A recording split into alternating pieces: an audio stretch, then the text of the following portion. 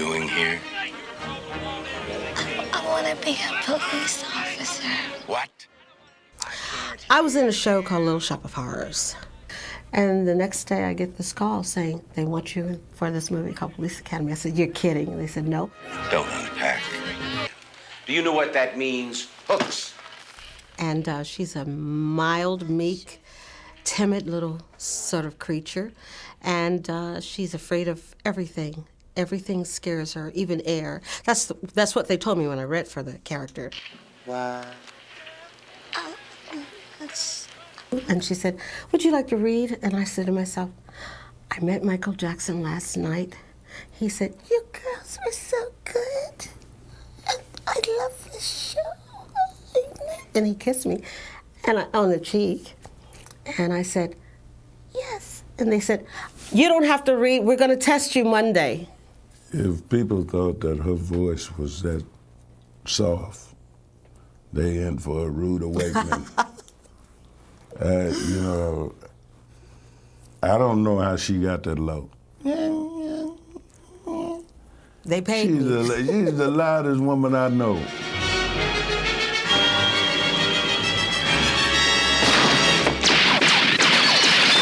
David came in to the office in camouflage gear, and he was perfect. And Hugh Wilson and I said, we don't want to see anybody else. This is the guy.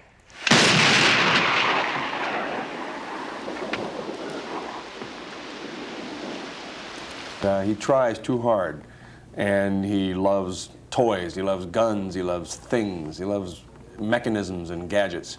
And he's probably a lot more like me than I'd care to admit. My mom gave it to me. I don't like to think of myself as a maniac, but I think the rest of the world does, so I might as well succumb to it and just enjoy it. I'm Kyle Blanks, this is Chad Copeland, and that's Carrie Mahoney. That's right. Who we didn't like. We actually got into the academy because, well, obviously Scott and I were the kind of guys that, you know, used to get beat up a lot in playgrounds. No one else would have us. No one else would have us. So we decided that we were going to go in so that we could ferret out people like this. Men. And they, you know, I just sort of recruited these two knuckleheads to spy for me and get the goods on people. Chad Copeland. Good for you. Thank you, Dubai. Andrew Rubin's character is a fellow that is pretending to be a Latin lover. And in the old conventional sense that the Latin lover is very suave, but underneath it all, he's probably a rather insecure fellow, and he's using the Latin lover technique. Of all the things that you could be in this world, why a police? A police woman, Mother. Kim Cattrall was interesting casting, and she was an absolute delight. She and Steve were a perfect couple for the film. And We did a kissing scene and worked out pretty well. The kissing scene took about 6 days to shoot. It was tough.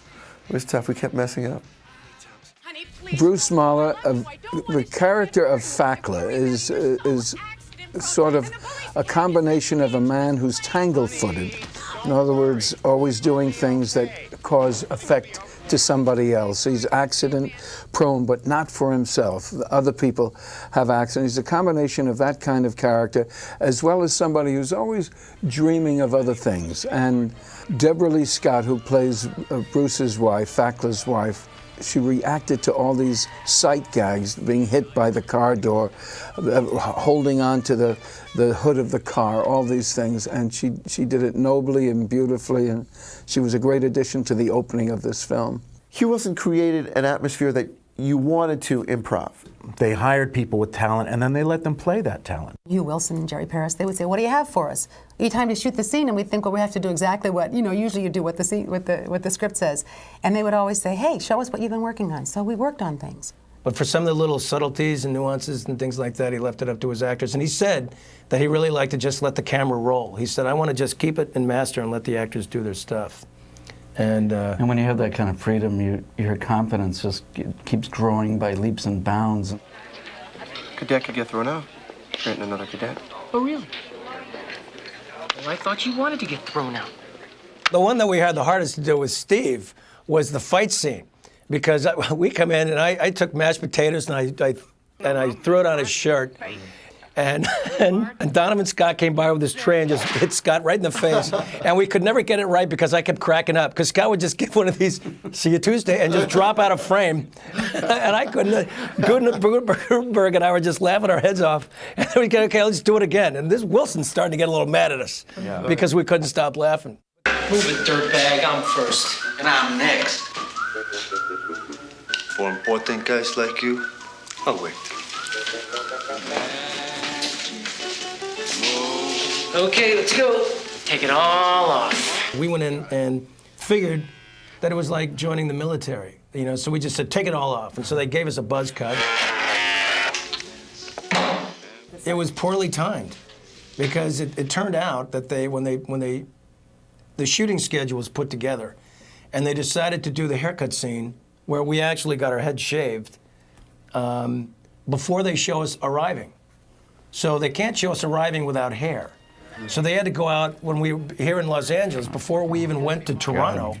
Scott and I had to go get fitted for these wigs. Atrocious wigs. Which we call hair hats. Because they looked more like helmets than anything. Dead animals sewn together. Yeah. And we had to wear them. And we had to wear them and convince people, yeah, this is my real hair. Turned out that the guy that was our dresser for the three of us, actually, he said, oh, I've got plenty of friends. Right. And because Hugh said we with need... their own wardrobe. Exactly. Right. And very important. 250 of them showed up. Right. And I think the smallest one was about 6'4", 250.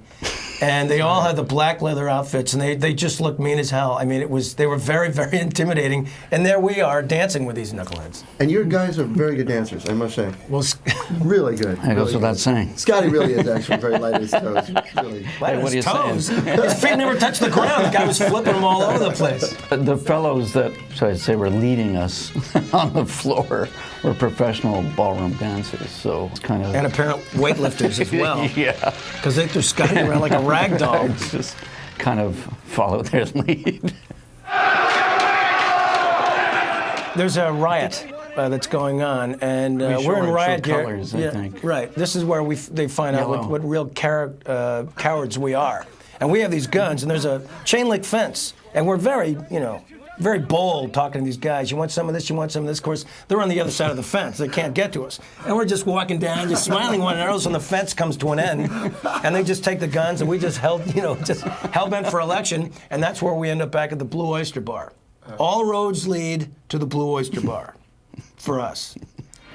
It's one of my favorite times in the film because there's good spontaneity, but it was an ensemble thing. If they didn't all duck down, then the joke wasn't going to work. I went to Steve that night, and I said, look, man, I haven't driven in 12 years. There's no way I can pass that driving test. Can you help me? And it had to be a situation where I had to let go of everything, my pride and everything, and say, please help me. And he said, okay. Actually, I was kidding about the front seat, but this is good. It's different. Comfort's important. Okay, now there's another car. I have a scene in it. I play Angry Man in Jacket. Hi, Dallas. What? You didn't hit the brakes. Guy jumps out and just giving him holy hell until he sees the size of Bubba, and then switches right off to just want to make sure no one's hurt back here. It was pretty funny. I can't even feel my arms anymore. He's in the bathroom, and he's been doing weightlifting and stuff like that, working out in the bathroom. And so he's asked me to, but when I walk in, he says, oh, hit me. He doesn't say in the stomach, and that's what he wants. He wants me to hit him in the stomach. And Hugh decided not to hit him in the stomach and just have him double over, but hit him in the face. And so I slapped him, and I think we did that maybe 10 times. The first couple I was enjoying, and after that I was starting to feel sorry for David because his cheeks were getting very red. Is that okay? Yeah. Yeah, that's good. There's a scene in the obstacle course where I'm waiting in line to change hands with Marion, who's driving the car, and as I'm waiting, Marion drives over my feet. And so that unleashes a very racist slur. It was a beautiful scene, really, where I go in to help Marion.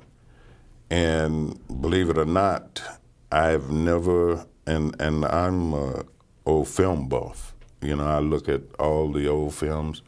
I've never seen it before, and I have never seen it since, where a black actor helps a black woman at the risk of losing his job. Well, I'll tell you that Hightower, I mean, this guy was my hero in the movie.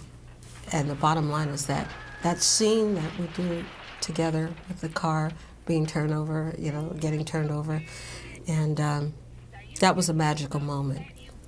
So Bubba's my hero.